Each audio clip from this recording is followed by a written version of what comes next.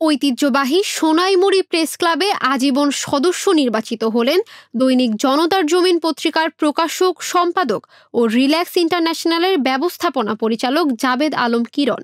আমি নতুন জনতার জমিন অফিসের যে অফিসটা উদ্বোধন করেছি, আমাদের এই এলাকার কৃতি সন্তান, এই এলাকার জনগণের নির্বাচিত এমপি ছিলেন। ওনার পরে আমার মনে হয় কেউ এই এলাকায় যারা এমপি ছিলেন ফ্যাসিস্ট সরকারের আমলে, তারা জনগণের ভোটে ছিল না।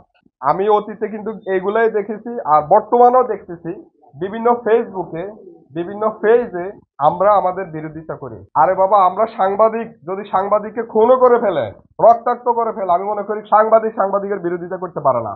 শুক্রবার সন্ধ্যা 7টায় প্রেস ক্লাব অডিটোরিয়ামে আজীবন সদস্য নির্বাচিত হওয়া বিষয়ক মত বিনিময় সভা অনুষ্ঠিত হয়। এতে প্রধান অতিথি হিসেবে বক্তব্য রাখেন জাবেদ আলম কিরণ। অনুষ্ঠানে এককালীন অনুদানের মাধ্যমে জাবেদ আলম কিরণকে সোনাইমুড়ি প্রেস ক্লাবের আজীবন সদস্য হিসেবে অন্তর্ভুক্ত করার সিদ্ধান্ত ঘোষণা করা হয়।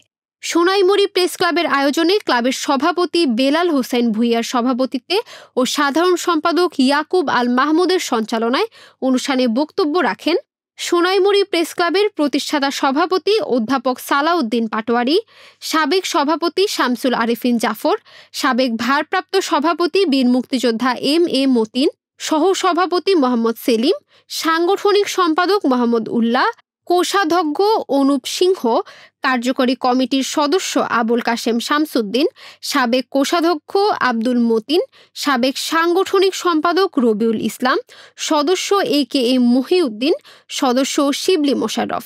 এ সময় উপস্থিত ছিলেন ক্লাবের দপ্তর সম্পাদক TA সেলিম, প্রচার সম্পাদক আব্দুস সালাম মাসুম, সহ সাংগঠনিক সম্পাদক ABM সিদ্দিক, সাবেক সহসভাপতি মামুনুর রশিদ। প্রধান অতিথির বক্তব্যে দৈনিক জনতার জমিন পত্রিকার প্রকাশক ও সম্পাদক জাবেদ আলম কিরণ বলেন, দেশের সকল ক্রান্তি লগ্নে সাংবাদিকরা বস্তুনিষ্ঠ সংবাদ পরিবেশন করেছে। বিভিন্ন সময়ে অনেকেই হত্যা ও নির্যাতনের শিকার হয়েছে।